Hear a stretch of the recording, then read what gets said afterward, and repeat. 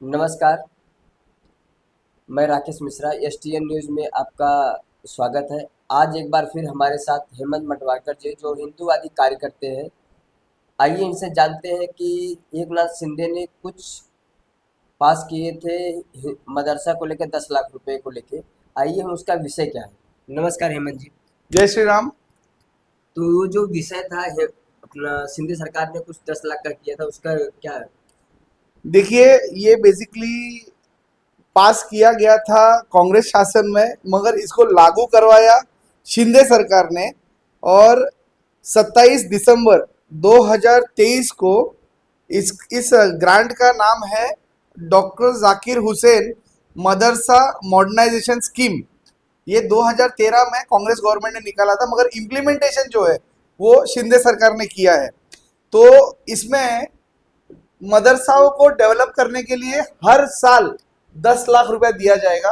साथ ही में इन मदरसाओं में जो मौलाना है वो मौलाना का वेतन 6,000 से बढ़ाकर 3 गुना करके 16,000 रुपया प्रति माह किया गया है।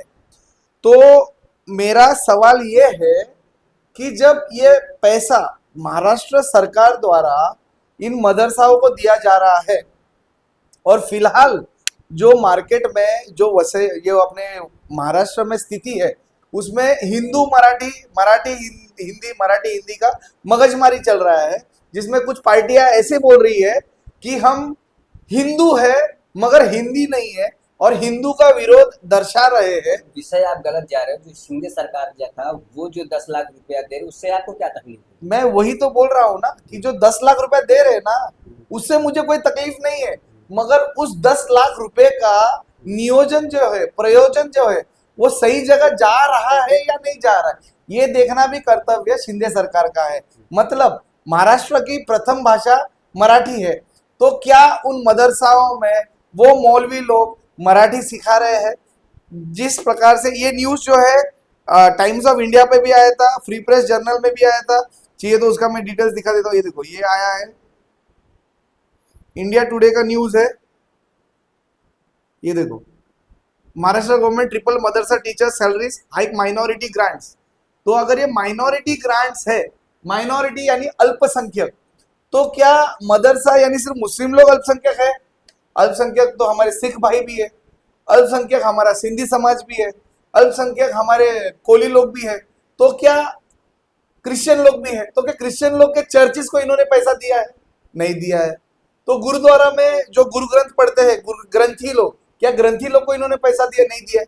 तो माइनॉरिटीज में ये सॉफ्ट कॉर्नर केवल मदरसाओं पे क्यों?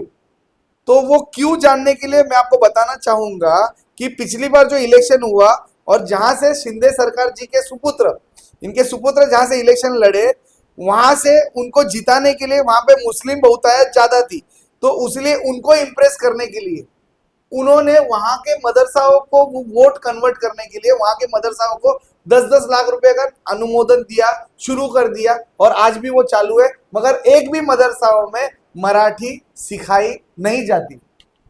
तो आप कहना क्या चाहते हो को बंद होनी चाहिए या फिर सिख वाले या और जो अदर कास्ट के हैं हाँ, उनको मिलनी चाहिए? उनको भी मिलना चाहिए। अगर आप माइनॉरिटीज अल्पसंख्यकों की बात करते हो, तो जितने लोग अल्पसंख्यक में आते हैं उन सभी को ये बेनिफिट दो, नहीं तो फिर किसी को मत दो। मेरा मुसलमानों से कोई दुश्मनी नहीं है, देना है तो सबको दो, जो माइनॉरिटीज में आते हैं उन सबको दो, नहीं तो फिर किसी को मत दो, सिंपल सा। आप कहना यही चाहते हैं जो सरकार जो मुसलमानों का ज्यादा पक्ष लेती है हाँ, लेकिन ऐसा मुसलमानों क्यों के लिए है? उनका सॉफ्ट कॉर्नर है। वो क्यों है? वो क्यों हमें शिंदे सरकार जी से पूछना चाहिए। ये मैंने मेरा तर्क आपके सामने रख दिया कि उनका बेटा जहां से इलेक्शन लड़ रहा था वहां पे मुस्लिम बहुतायत ज्यादा थी, मुमरा का एरिया है, वहां पे मुस्लिम बहुतायत ज्यादा थी। मुस्लिम लोगों के वोट कन्वर्ट करने के लिए उन्होंने ये शायद खेला खेला होगा। बाकी उसके आगे स्पष्टीकरण आपको शिंदे सरकार ही दे पाएंगे। जैसे कि आप ये तो चलो हो गया। जैसे कि आप बता रहे थे कि अभी आपने उत्तर भारतीय विकास सेना ज्वाइन की। जी। उत्तर भारतीय विकास सेना ज्वाइनिंग करने का आपका मकसद क्या है? जी, देखिए, सबसे पहली बात, मैं वसई में बहुजन विकास आघाड़ी जो एक सेक्युलर पक्ष था उसमें कार्यरत था, मगर मुझे कोई भी कट्टर सनातनी सोच वाला पक्ष आज तक नहीं मिला था। तो हमारी विचारधारा, भले हमारे पक्ष का नाम उत्तर भारतीय विकास सेना है, पर हम एक सनातनी सोच, एक कट्टर हिंदूवादी सोच को लेकर आगे बढ़ रहे हैं। तो जितने भारतीय है, उसमें भारतीय शब्द से उत्तर मत पकड़ो, भारतीय शब्द जितने भी भारतीय है वो अगर खुद को हिंदू समझते हैं, सनातनी समझते हैं, उन सभी भाई बहनों का इस पक्ष में स्वागत है। और आने वाले आगामी इलेक्शन में अगर आप खुद को समाज सेवक, नगर सेवक, सेवक समझते हो, मालिक नहीं, तो निसंकोच होकर हमसे मिलिए, हम आपको जरूर मौका देंगे। जैसे आपके अध्यक्ष हैं सुनील सुनील शुक्ला जी जी। हैं, वो तो खबर आई थी कि 300 वोट वगैरह नहीं पाए। अपने पूरे महाराष्ट्र में कैसे नगर सेवक आप उतारोगे? जी देखो, वोट कितने आए, मेरे को लगता है इसको उतना तवज्जो नहीं देना चाहिए, इंपॉर्टेंस नहीं देना चाहिए। रीजन मैं बताता हूँ। आज समझो यहाँ पे एक बहुत बड़ा नेता खड़ा है इलेक्शन में, जो काफी सालों से जीतते आ रहा है, और उसके सामने अगर मैं मेरा नामांकन भर रहा हूँ, तो मुझे ऐसा लगता है कि उस नेता से भी अच्छी चीजें मैं लोगों को दे सकता हूँ। तो आज अगर भैया जी को 300 वोट मिले हैं, तो 300 लोगों ने उन पे विश्वास जताया है।